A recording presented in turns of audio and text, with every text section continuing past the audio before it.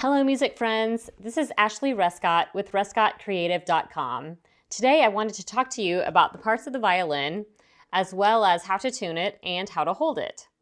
So to start off, I usually like to talk about the parts that resemble the parts of the human body. So we have the shoulders, the neck, the back, the sides, and we even have the button, like the belly button, right here. Now, a part that animals have that we don't have is the tail. So we have the tail piece here on the violin. Now, a few of the other parts are the chin rest, the F-holes, the bridge, the fingerboard, the strings, the pegs, and the scroll. And a lot of the younger student violins, as well as even the full-size adult violins that are for beginners, will have 4 fine tuners. Mine just has the one. Usually the professional ones just have one tuner. And this can move the frequency of the pitch just by a tiny bit with the fine tuner, whereas the pegs will move it more substantially. So when you're learning how to tune it, you start usually with the string right here, the A string. We have E, A, D, and G. But we start by tuning the A. So for the sake of practice with tuning, I'm going to make it a little flat, okay? So if it's this much below your A, you will definitely want to be using your tuner or your piano, unless you're already a professional at tuning. So most of my students will use a tuner app on their phone at this point. So we can tell that this is flat. So I'm going to have to use the righty-tighty raise method here with the peg. So turn it to the right. Still just a little bit flat, again, which your tuner would show you. There you go. It has more of a ring at this point. And I like to check it then with the bow.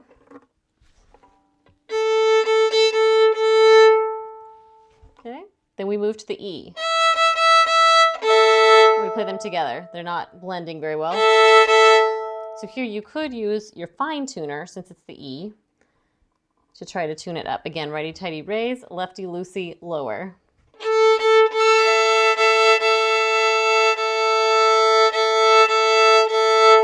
If you're using your tuner, you play it and try to get it to match with the tuner. Then let's move, again for sake of teaching, I'll tune down my D a little bit. See how that sounds flat? So you'll play with your tuning app. You need to raise it. So again, just make tiny turns at the beginning, not a lot.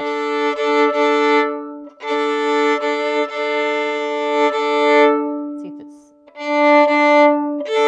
ringing together. Also check it with your tuning app for your piano. Lastly, the G. That actually sounds pretty good, but again, we'll practice. So your tuning app would say that that's too low, so we're going to raise it. Now it's a little sharp. Now it has a nice ring. All right. Now for the parts of the bow, we have the screw. Again, righty-tighty and lefty-loosey. So when you're putting your bow away, you'll unscrew it so that it's ready to be put in its case. When you're ready to play, righty-tighty, make it a little bit more taut with your bow hair and about to the point where your pinky could go through. You don't want to actually touch the bow hair. This is the bow hair, the white part, and you don't want to touch it. Now we have, again, the screw, the frog right here, which is kind of a funny word, and my little students all think it's hilarious that this is a frog, even though it's not green. Then we have the wrapping, the stick, and the tip. Okay. Now, when we're ready to hold the violin, I start with kind of grabbing it here, or sometimes on the shoulder, and tucking it under my right arm. So I'm holding it with my left hand, tucking it under my right arm. I have my feet together. Then I kind of move them slightly apart with the left one a little bit forward. I put the violin out to the left and tuck it onto my shoulder. With the shoulder pad, thing on kind of my collarbone. You can pick different kinds of shoulder pads. This is a wolf. A lot of people like the coon. For beginning younger students, I'll use a poly pad, which is actually a sponge, to kind of help cushion that collarbone. You really want to make sure it's out to the side on your shoulder and not out front like an elephant's trunk. Okay, so out to the side. Now, one thing people tend to think is that you're holding the violin with your left hand. You really shouldn't be. You should be holding it with your chin or with your head. So you can actually try bringing down your hand to see if you can still hold it without it falling down. And then for now, rest it right here. When you're ready to actually play fingers, you'll move it over here. But at the beginning, you can play here. Now, in terms of actually holding the bow, it's a little bit trickier, but I have a fun story I use. It's the boat bow.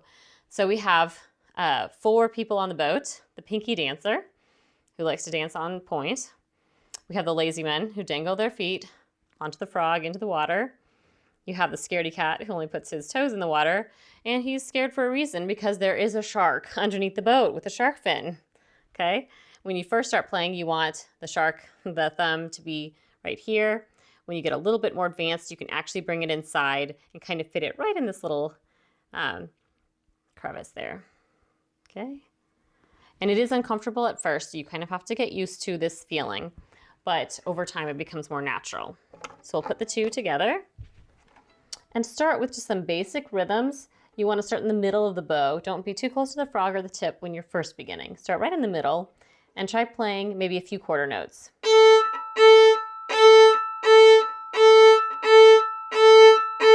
Okay, try it first just on either the open A or on the E string. Just small bows. Okay? And as you get more comfortable, I call this the rock song, your first rock song. You can rock back and forth between those two strings. Stop, rock. Stop, rock. Stop, rock. So there's your first rock song. All right. Now, another of the first songs I do with my young students is called Mr. Frosty. And this is where you're going to pluck each of the 4 strings. So it goes with pizzicato. You're going to put fake glue, not real glue, on your thumb. Put it right here on the fingerboard. Pluck your E string.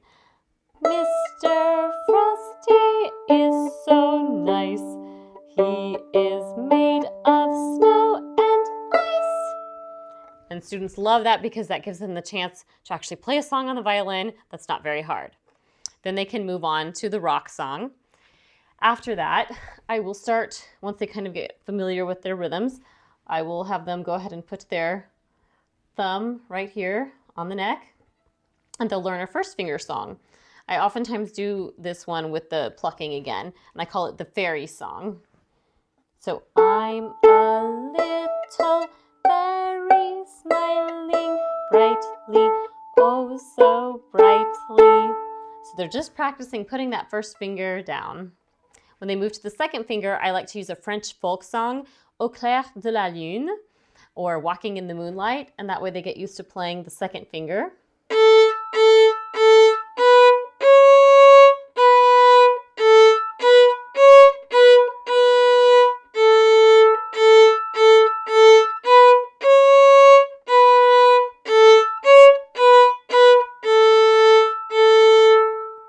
Now it gets exciting when they can finally put their third finger down. At this point, they'll be ready to play their pentatonic scales. You can use any rhythm you'd like. So for now, we might try an 8th note rhythm.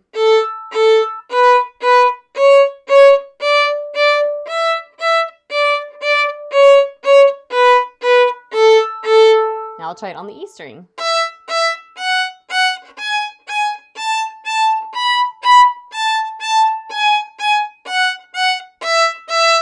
Then I like to ask students, do you think you can put those two together? And of course they give their hypothesis, and yes you can. I do leave off though the top 4.